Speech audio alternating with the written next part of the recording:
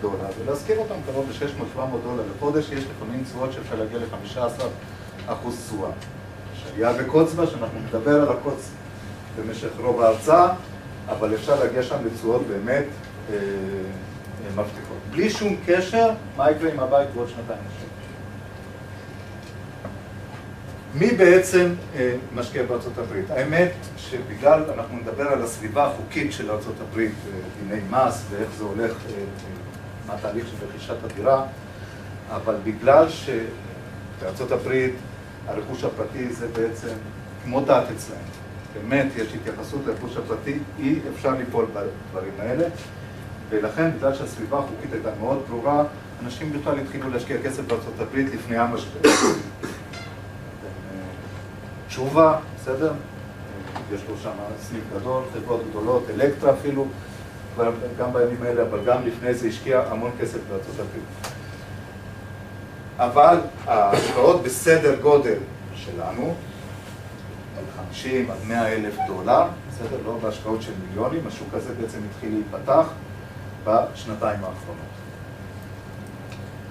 איך הוא נפתח? בדרך כלל על ידי ישראלים שיושבים בחוץ לארץ, יריב יושב כאן, ואנשים שיושבים בארץ, שחברו ביניהם בשביל למכור, להשקיע ולמכור לאנשים ישראלים את התשואות הגבוהות שדיברנו עליהן קודם. יש כל מיני אינסנטיב לאנשים לקנות נכסים בארצות הברית. בגיל השלישי למשל יש מסלול שנקרא ויזה גולד שמפתחים אותו בארצות הברית. אנשים אומרים, אני רוצה בית לנפוש במיאמי. אוקיי? אני רוצה בית שיהיה לילד בניו יורק. כמובן, לא על זה אנחנו מדברים כאן. מה שאנחנו מדברים זה על אנשים, לפחות, שקרובים למטרה שלי, ויגיעו שהעיקרון המנחה אותם הוא cash on cash. זאת אומרת, כמה כסף אני שם וכמה כסף אני מקבל בארץ. בסדר? יש באמת, מכל האנשים שקונים, יש כל מיני אינסנטיבים, אבל אנחנו פה נתמקד, השיקה ב-cash on cash.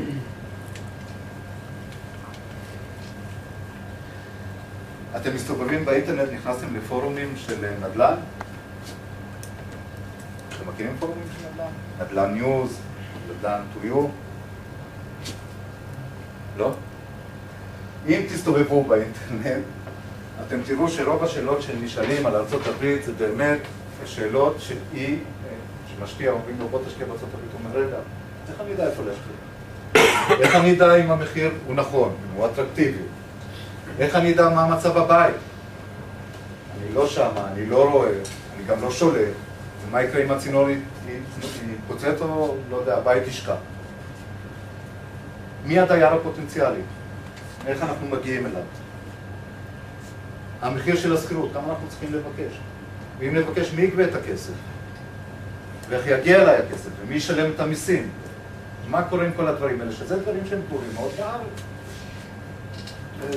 כל אחד יודע, יכול לקרוא עיתון, יכול להתקשר, כמו שאני עשיתי כשרציתי להזכיר את הדירה שלי בפלורנטין.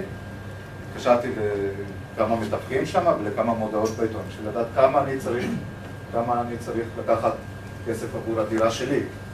בארצות הברית, למי אני אתקשר בדיוק? חברת ניהול זה אחת האופציות. המטרה שלי פה במצגת בעצם היא שלושה דברים. אחד, באמת לנסות לעבור על הסיכונים, והשני, ועיקרי בעצם, זה לתת לכם כלים שלבד תוכלו לעשות את מה שאני עשיתי. זו המטרה של דבריי האלה. כל השאלות האלה, יש להם תשובות. יש להם תשובות, אני רוצה לעבור עליכם על התשובות, לא כולן ב-100%, אף אחד לא ייתן לנו ביטחון של גם ב-100%, וזה לפחות יצמצם את הסיכונים, וזה עסקינן פה היום. יש כמה מודלים של ניהול כלכלי, איך עושים בעצם את הסבירות הזאת, אני באמת לא אכנס, אני אגע בזה בקצרה. אחרי שמאתרים את הסיכונים, אפשר לתת ציון מה הסבירות שכל אחד מהסיכונים האלה יתממש, לתת ציון לפי הנזק שאם יתממש, מה הנזק שיגרם, מכפילים את הסבירות בנזק, מדרגים אותה לפי חומרה, ואז חושבים, אוקיי, מה עושים בשביל למנוע כל אחד מהסיכונים? כל הדברים האלה אני מאמין שהם נכונים, יש מודלים שהם פשוטים יותר, אבל הם נכונים לכל עסקה באשר היא. לא מלאכת הנדל"ן בארצות הברית. אבל על אחת כמה וכמה, בגלל שזה רחוק, בגלל שזה לא יודעים, אני חושב שאנחנו... בן אדם אומר, רגע, איפה אני אמצא את הבית, איפה אני זה, יכול להתייאש להגיד עזוב, אני אקנה פה בשדרות, אפשר לעשות גם משחק טובה בשדרות.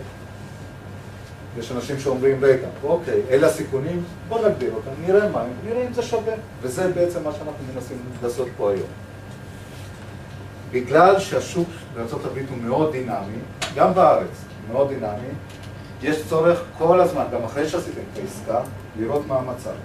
פעם בחודש, פעם בחודשיים, לעבור על כל הרשימה, לראות מה השתנה ולעדכן אותה.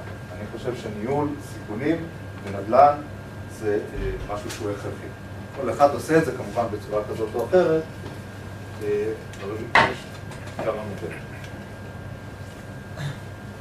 רוב הסיכונים שאני חושב שישנם בארצות הברית נובעים בעיקר מאי ידיעה. אי ידיעה כי לא מכירים את השוק, בסדר? לא את המקום, לא את המחירים, לא מכירים את החוקים, לא מכירים את הנכס, את המצב של הנכס, את ההיסטוריה שלו, ואין לנו שום נגיעה ושליטה ובקרה בעצם של הנכס הזה. אלה הבעיות ואלה הסיכונים, עיקר הסיכונים שאני חושב שעומדים לפנינו. ויש גם סיכונים אחרים, סיכונים שלא תלויים בנו. אם מחר ממשל אובמה מחליט לחדש את ההחזרי מס שהוא נותן לאנשים שקונים דירה, השוק יכול להתרומם, מחר בהחלטה אחת, זה כבר לא בתוקף, נכון נראה, החזרי מס. אבל השוק יכול להשתנות, השוק יכול להשתנות בדברים שהם לא תלויים בנו, עליהם אנחנו יכולים לציין אותם פה, אבל בוודאי לא ניגע בהם, כי אין לנו כרגע מה לעשות איתם. לפני שניגע איך אנחנו מגיעים לכל הנתונים האלה, אני רוצה לזכור את מה אנשים שאתם מסתכלים בעיתון, שמופיעים פה לפניכם, גם אחריי, בטח יהיו לפניהם וגם אחריהם, מה אנשים מציעים לנו? מציעים לנו בעצם 4 סוגים של נכסים. אחד זה קונדו, מישהו יודע מה זה? בתי דירות. נכון, בתי דירות, בעצם יחידה ששייכת עצמאית, אבל תפעולית היא שייכת לעוד כמה דירות, ומקבלים שם שירותים שונים. החל מגידור השכונה, ויש כאלה שיש קלאב ברמות שונות. או סינגל פמילי, שזה בית למשפחה, בית אחד, עומד סטנד אלון. יש כאלה שמציעים מספר יחידות, עם מה שנקרא מולטי פמילי ושטחים שקובעים אליהם. זה פחות או יותר מהות ההצעה שתשמעו פה אחריי. ויש כאלה שמציעים נכסים מסחריים. בנכסים מסחריים, ובמספר 3 אני לא אגע פה כרגע, גם בקונדו פחות, כל הדברים שאני אומר נכונים יותר לגבי הסינגל פמילי. בסדר? אגב, צחי, שרושמים אגב, אתם יכולים לקבל, אני מעדיף שזה יהיה... עדיף בהתחלה, לא? סליחה, אפשר לקבל את זה בפורמט פתוח גם? כן, לא, בפורמט סגור. אוקיי.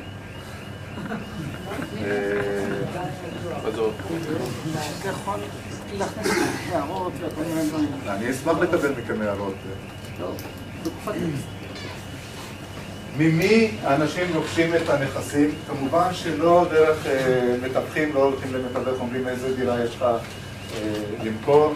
כל הבתים שמציעים לכם פה מקורם בשניים או 3 מקורות.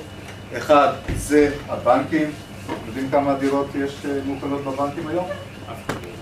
כן, יודעים במספר מדויק, לא שאתה יודע, במספר מדויק יודעים. אבל מגלים אותו. מגלים אותו. לא רק את זה, תראה איזה נתונים מגלים. קנה מידה, סדר גודל. כמה בתים נמצאים אצל הבנקים היום?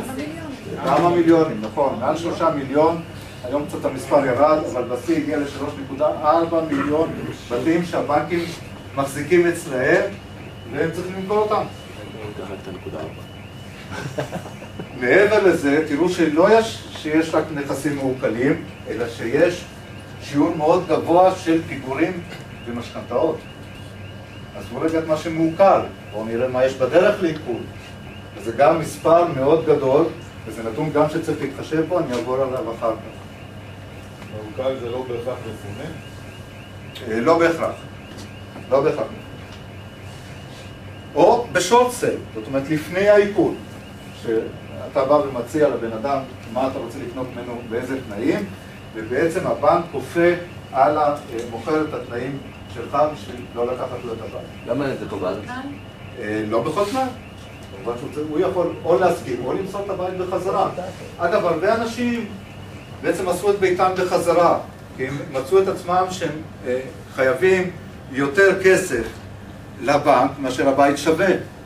אז זה נכון שיש לזה השלכות מאוד חמורות אם נותנים את הכסף מבחינת הקרדיט ומה אפשר לעשות אחר כך בבנק. אבל יש רוב האנשים, 3.5 מיליון זה אנשים אמרו לבנק, קחו את הבית. קח את המפתחות. הרי לפני 10 שנים הוא בא וביקש ב$100,000, הוא קנה את הבית. נתנו לו $90,000, נגיד, בזמנים הטובים שעוד היה דאון פיימנט. אבל אחר כך, אחרי 7 שנים, הוא בא לבנק ואומר, תשמעו, הבית עכשיו שווה 200, אפשר לקבל עוד 100? הבנק נתן לו בחופשי עוד 100. זה לא אומר שהוא קנה איתו עוד בית. זה $100,000 שהוא הלך וקנה אוטו ושלח את הילדים לחו"ל, ועוד במקרה הפחות רע אולי זה העביר את הכסף להשקעות אחרות. סדר גודל של המשכנתאות השניות שאנשים לקחו מגיע ל-62%. זאת אומרת, אנשים שלקחו משכנתה באו אחר כך לבנק אמרו, רגע, הבית, הערך של המשרד, תביא כסף. אין בעיה. אבל עכשיו, אחרי המשבר, מוצא את עצמו עם חוב של $200,000, אבל הבית שווה $100,000, מה לבנקים ייקחו זה? עוד פחות מ$100,000. אני מדבר קצת במקרה הטוב. אז אלה הנכסים שבעצם מוצאים לנו. אז אתה אומרת, הבן אדם ממשיך לגור בבית שלו? לא.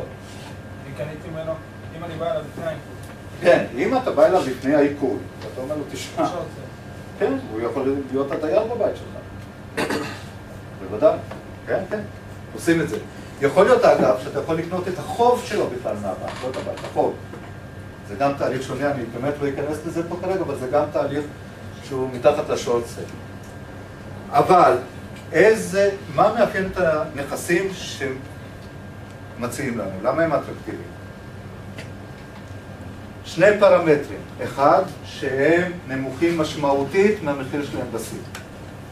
מה זה משמעותית? 60% פחות. כמה? בין 30 ל-70%. בין 30 ל-70%, נכון. בין 30 ל-70%, בפלורידה אפילו יותר. בין 30 ל-70%, זה פרמטר אחד. הפרמטר השני, שערך הבית שהוא חופף יחסית לראשון, שערך הכינון של הבית, זאת אומרת, אם אנחנו רוצים לבנות אותו עכשיו מחדש, יהיה לפחות פי 2 מהערך שלו הנוכחי. מה שאומר שבבית שאתם קונים אף אחד לא יקנה ליד. ברור, נכון? הגיוני. מי יבנה? אם הקבלן יכול לקנות 50% מיבנה.